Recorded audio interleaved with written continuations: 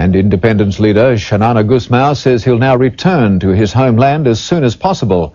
Today, he was given an emotional welcome when he met many of his followers in the refugee camp in Darwin. Our government revealed today that Australian troops could remain in East Timor for more than a year, but it's promised that no individual will have to stay for more than 9 months. As they and the other peacekeepers venture further out of Dili, they're beginning to uncover evidence of what may prove to be Timor's own killing fields.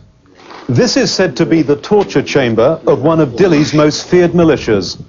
The overpowering stench of death almost sickens these locals as they show a well where 4 dismembered bodies have been found and where peacekeepers fear many more victims are hidden.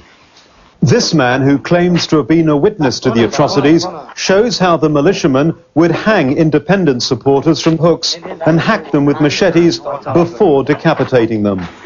And on a hillside overlooking Dili today, further evidence of the butchery still going on. How many body here? One. The villagers are pointing to one of 3 fresh graves. The victims, they say, had been trying to collect rice from a nearby convent when soldiers chased and shot them.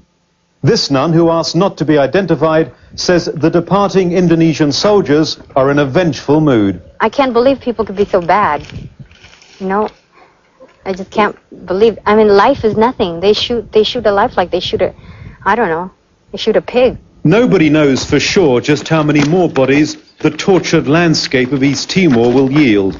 But the grisly discoveries will further calls for a war crimes tribunal for those found responsible.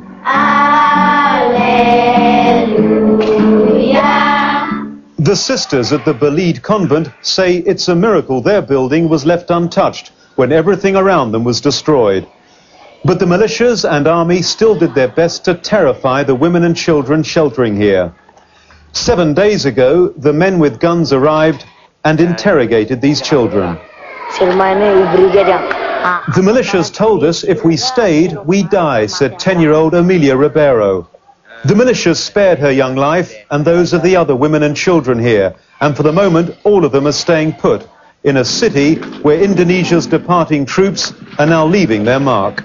The fires of hatred continue to burn here in Dili. According to eyewitnesses, the blaze behind me was started by members of Indonesia's armed forces, proof that this city is still far from secure. Adrian Brown, National 9 News, in Dili. Meanwhile, the body of murdered Dutch journalist Sander Turnus has been flown from Dili to Darwin. The coffin arrived late last night, less than 12 hours after his body was discovered on the outskirts of the capital. The 30-year-old reporter from London's Financial Times was attacked by 6 men wearing Indonesian military uniforms. He's a guy who's fascinated by his work and thorough and dedicated, and a credit to journalism. His family is flying out from the Netherlands to retrieve the body. At the same time, tons of supplies are about to head to Dili by air and sea for the thousands of starving refugees. Peacekeepers and the Indonesian military today appeared to be approaching flashpoint. And as well, hard evidence started to emerge about atrocities committed while the world was not watching. We'll talk to Australia's Peace Force commander shortly, but first this report from a Current Affairs Scott Bevan and our crew who almost found themselves in the firing line during a very dangerous day in Dili.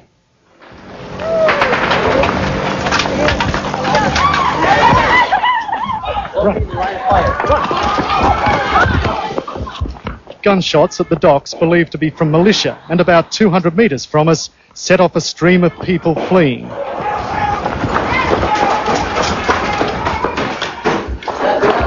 Indonesian soldiers, dozens of them, rushed over to the fence soon after, shouting and aiming their guns across the road towards us. We ran into an abandoned building. Let's step outside for a while. Let's step outside and leave this area. Let's go.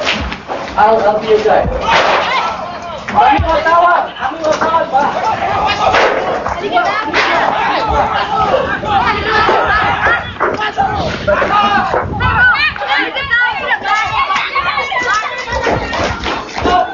Inside we stood terrified.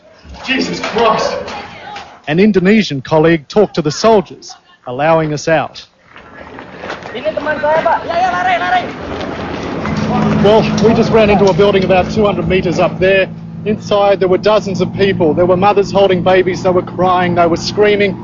Right across the road were the soldiers, the Indonesian soldiers, and they were screaming back, and there were dozens of guns pointed over at the building in which those women and children had just fled into, and to which we had just run into.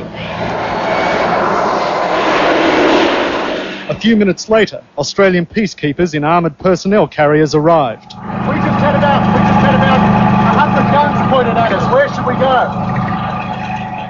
Close to our incident, reports of gunfire from an Indonesian military barracks brought in British peacekeepers.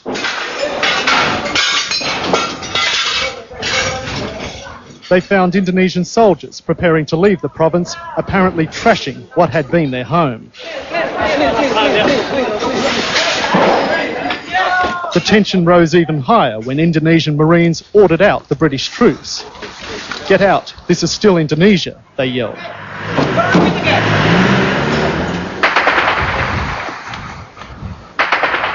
In Dili's south, Australian soldiers had to quickly react to a flurry of semi-automatic gunfire 500 metres from them.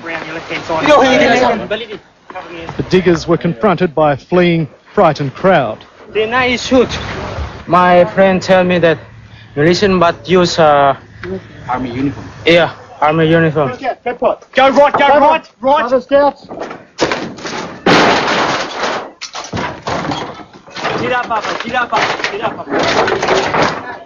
Down.